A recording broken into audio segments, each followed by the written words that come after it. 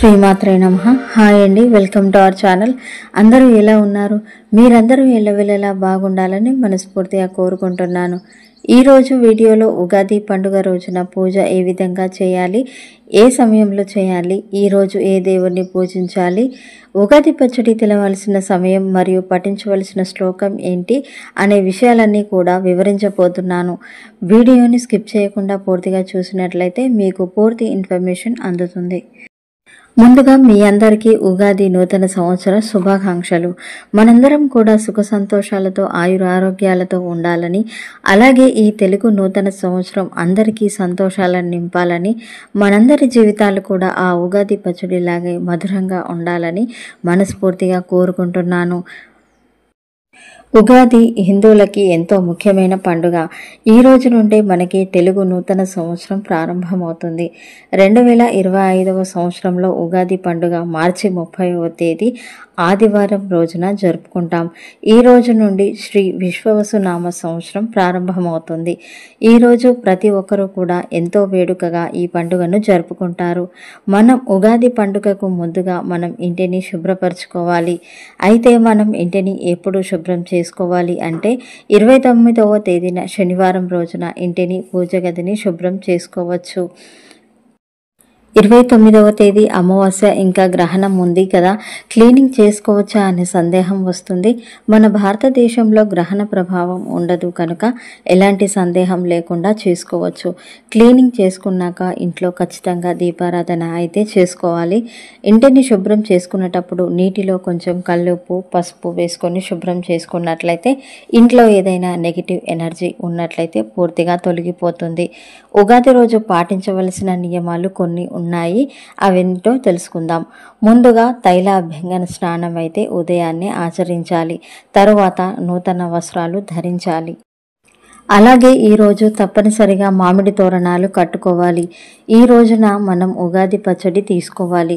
దానికంటే ముందు ఏ పదార్థాన్ని కానీ తీసుకోకూడదు. ముందుగా తెల్లవారుజామునే నిద్రలేచి తైలాభ్యంగన స్నానం ఆచరించి కొత్త బట్టలు ధరించాలి. పూజ చేయడానికి ముందుగా గడప పూజ తప్పనిసరిగా చేసుకోవాలి.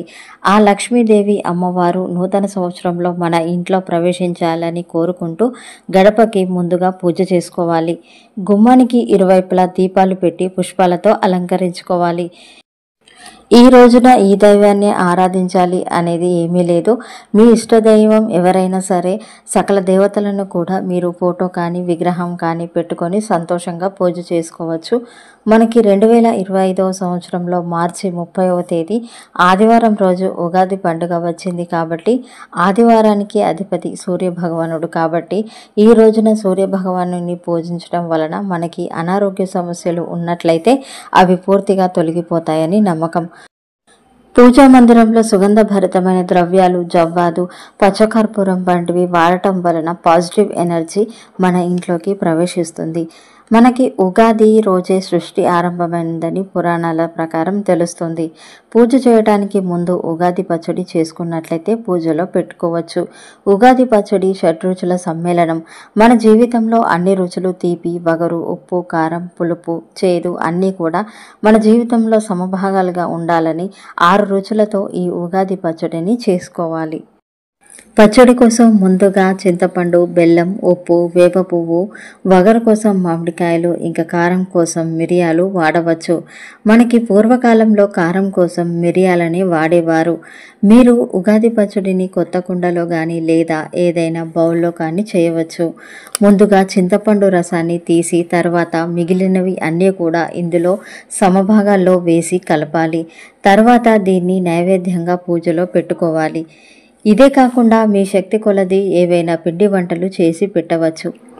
అలాగే ఈరోజు కొన్ని మంగళకరమైన వస్తువులు తెచ్చుకొని పూజలో పెట్టుకోవడం చాలా మంచిది.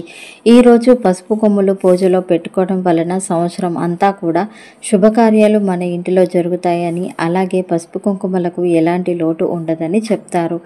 అందుకే కొత్త పసుపు కొమ్ములు తెచ్చుకొని పూజా మందిరంలో పెట్టుకోండి.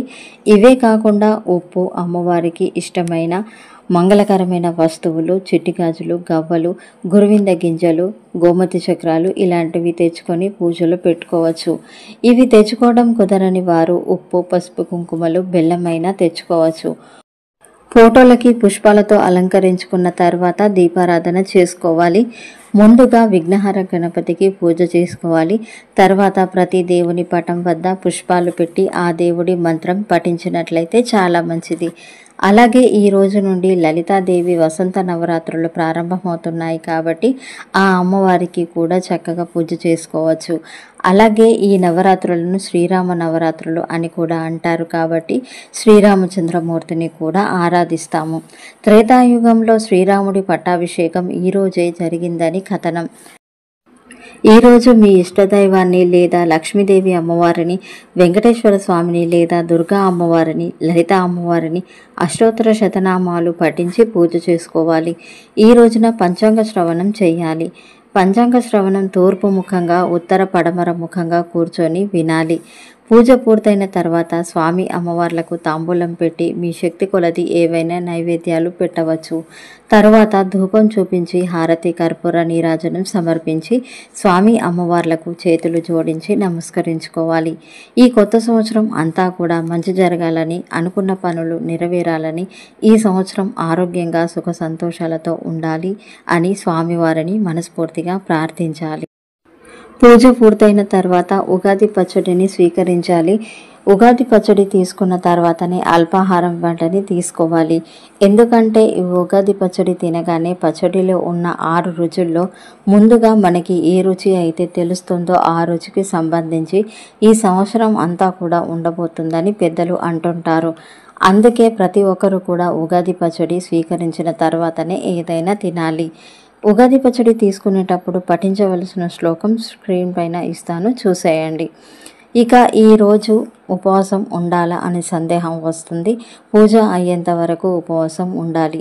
తర్వాత ఈరోజు మాంసాహారం తినకూడదు అని చెప్తారు. ఎందుకంటే అతి ముఖ్యమైన పండుగ ఒకటి కాబట్టి ఈరోజు మాంసాహారం తినకూడదు. ఇదండి వీడియో మీకు ఉపయోగపడినట్లయితే తప్పకుండా లైక్ చేసి షేర్ చేయండి. మరిన్ని ఆధ్యాత్మిక విషయాల కోసం మన ఛానల్ని సబ్స్క్రైబ్ చేసుకోండి. Thank you for watching.